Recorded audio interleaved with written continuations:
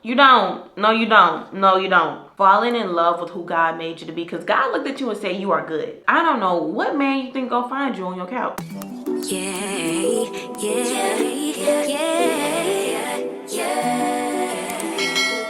What's up, y'all, and welcome back to my channel. If you are viewing for the first time, welcome. But if you are returning, welcome back. Today we got to talk about solo dating, the benefits of solo dating, and I got some tips for y'all. First, let me let y'all know the perspective I'm coming from. I am a single Christian woman who is abstaining from sex until marriage, and I have been on this journey for going on 4 years now. If you are a Christian who's abstaining from sex until marriage, sometimes we can overlook and devalue this single season. We're so ready to get that man, that woman, be married, have children, a family. And granted, some of us have been in here a very, very long time, and it's like, Jesus. But for those of us who really shouldn't be in no rush, we have to stop trying to overlook this season. Stop trying to rush this season and actually enjoy what it has to offer, because it has a lot to offer. Sometimes I just be growing and maturing in my walk with Christ, and I have to just stop, and I just have to be like, dang, my husband is really gonna be so freaking lucky. This work that I'm putting in for myself, this stuff I'm unlearning, how the Lord is building me, making me anew, that sucker gonna be lucky. And I feel that way because I know what God is doing through me. I know what he is doing for me. I don't feel that way because I just feel like I'm just that person, because I'm the main character, because I'm romanticizing my life, that girl energy. No. Spiritual growth is where I feel this validation from, the Lord. But anyways, let me get back to my notes. But yeah, marriage looks very appealing, and I'm pretty sure it really is. Has the ups and has the downs, but it is a beautiful thing. I'm pretty sure you already got your honeymoon planned out, but slow down, my friend. Slow it down, my friend. Let's enjoy this season real quick, okay? So let's start with benefit number 1. This is an opportunity to practice being truly content with God and where he has you. Go to scripture. Let's go to some scripture. Okay, everyone, turn to Exodus chapter 20. Verses 3 through 5. And it reads, "You must not have any other gods but me. You must not make for yourself an idol of any kind or an image of anything in the heavens or on the earth or in the sea.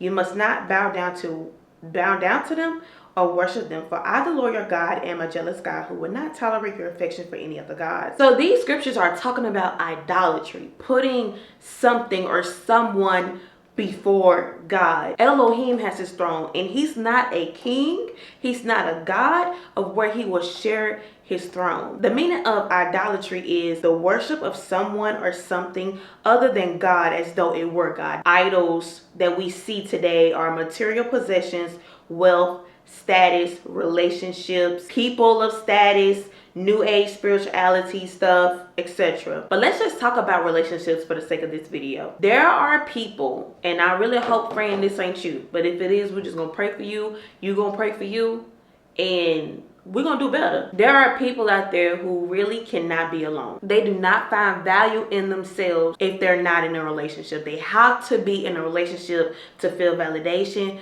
to feel value, to feel some void. They feel like they're missing something. Like, have y'all ever seen someone who always had a boyfriend, always had a girlfriend? They'll hop out of one relationship, and about a week or two or a month later, they're in a new relationship. They've been in one relationship for a year, then they hop out of that relationship and get in a 2-year committed relationship with somebody a month after that last one, and just keep it going. They feel incomplete. They feel that a void is there. So as a result, they look for relationships. They look for people to fill those voids. That boils down to having a lack of identity and lack of knowledge of who your God is. Not knowing your identity and not knowing who your God is can lead you into making an idol out of relationship. Instead of seeking the guidance of Elohim, instead of bringing that missing piece to God and allowing him to fill it, you choose to go to people. You seek out a relationship which takes his place. And like I said, he's not a God who shares his throne. Seeking the Lord and allowing him to build you during your single season will prevent you from falling off of abstinence, falling into sexual immorality, and also making an idol out of people and relationships. Solo dating has given me the opportunity to be more content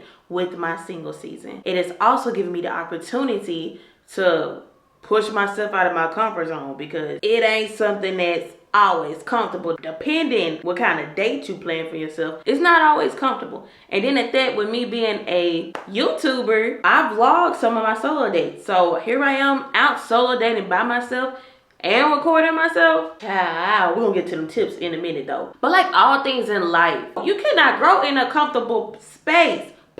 So what makes you think that you're gonna grow content with singleness if you're always in somebody's face? You always gotta be on the phone with somebody, talking to somebody when you're out in public by yourself. You can't just be alone. You just can't be just you, your thoughts, and the Holy Spirit speaking to you. That's a problem, friend. It's a problem. Well, we getting it together though. So it's all right. We're gonna get it together. Come on, let's move on. Now let me give you some reassurance, my friend.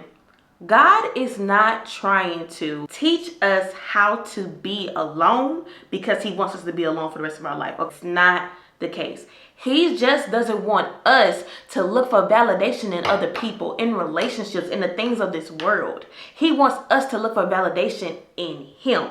Because the thing is, God has placed so many great things inside of each and every one of us. If you don't give him that intimate time, how can he teach you how to use those things? Because baby, you don't know everything.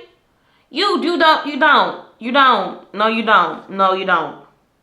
don't. You do not got this. You didn't put what's inside of you. You didn't do that. He did. He's the creator of that. So you need to go to the creator to figure out how this creation works. They don't like listen to me. Not to mention this.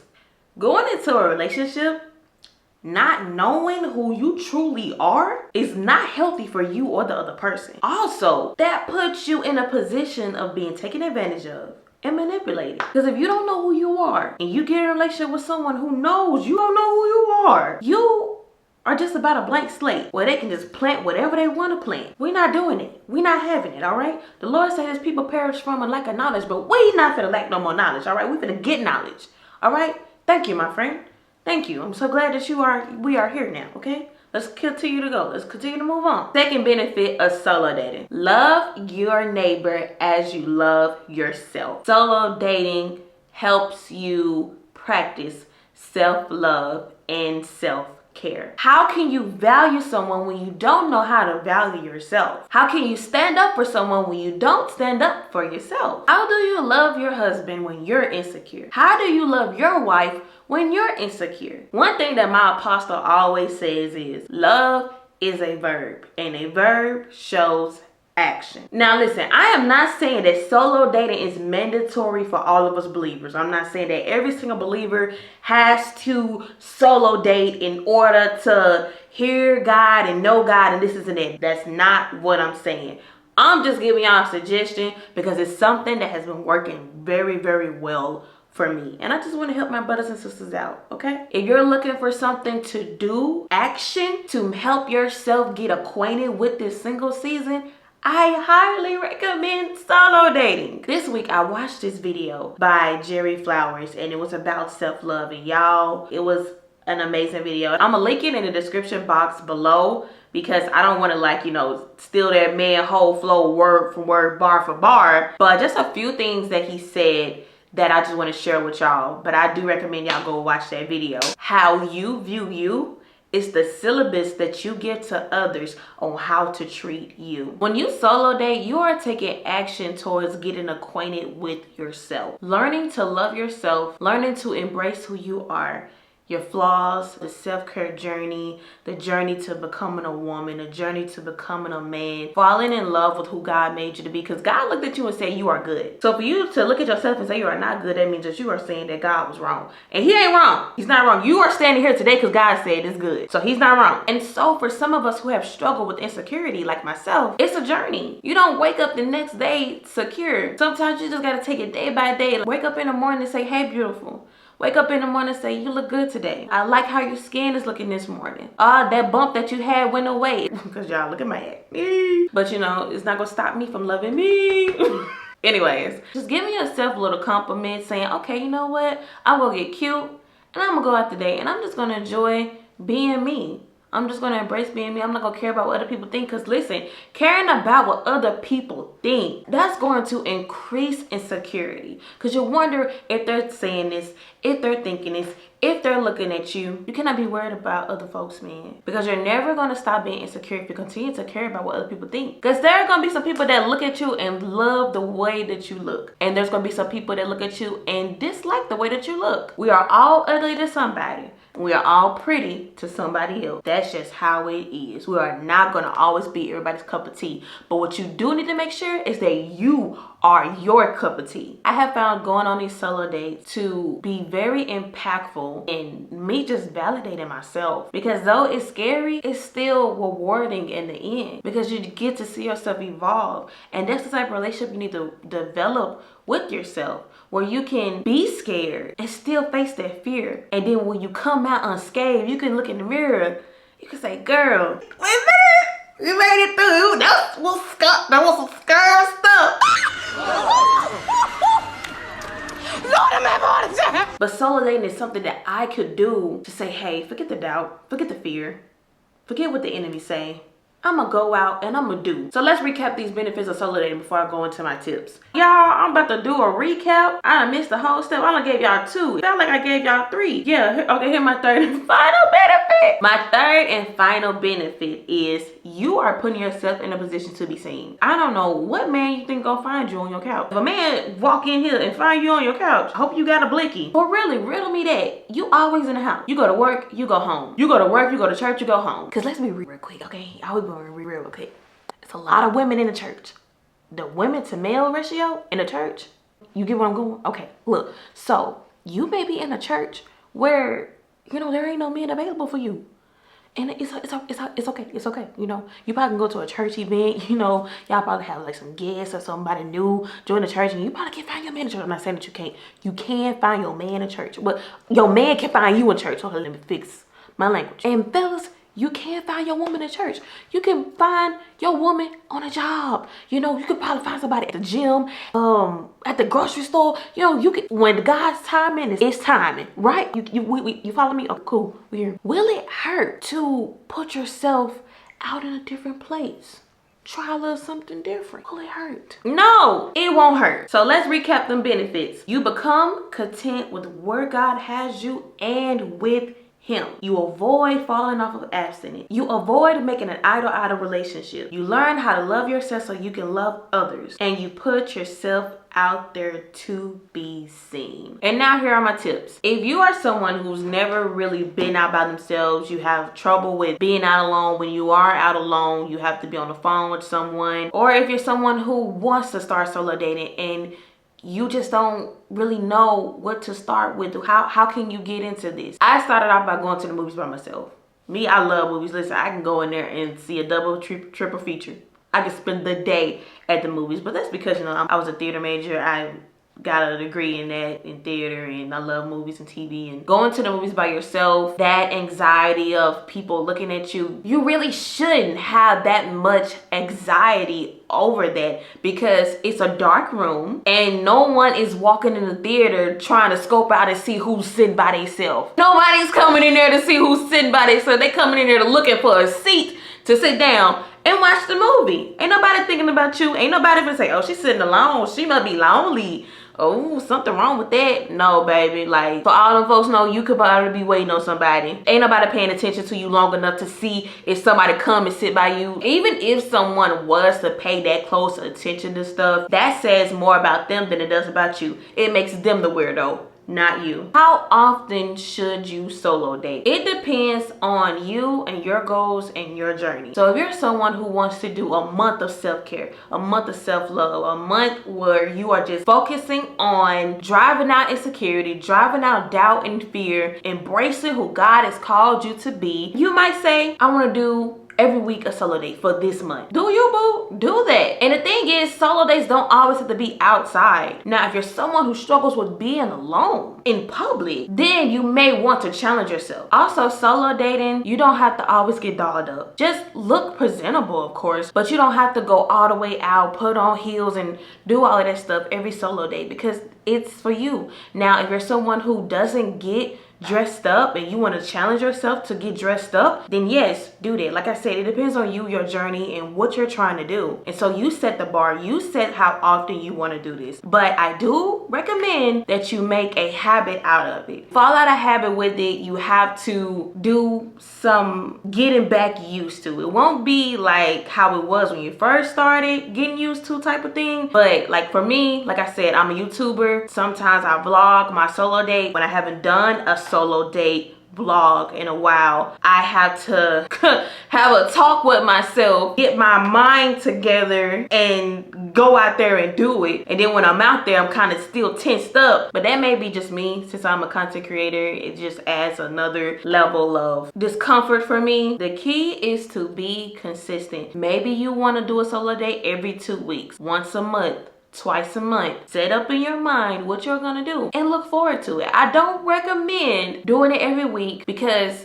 it can get repetitive. But if you're someone who's okay with repetitive things and it don't get old to you, then baby, do you, okay? But everybody's different. Some people just can't do the repetitive thing. You want to keep it a special thing, because if you're someone who cannot stand the repetitive things, then it'll become a chore. And you do not want this to become a chore, okay? You want to look forward to doing this. My next tip, stop with the waiting game. Now, I know I said that solo dating was a time for you to just be content with your single season, growing closer with God, embracing yourself, understanding your worth, and all that good stuff. But this is also an opportunity for you to practice doing the things that you would want to do when you get married. Because I know you have.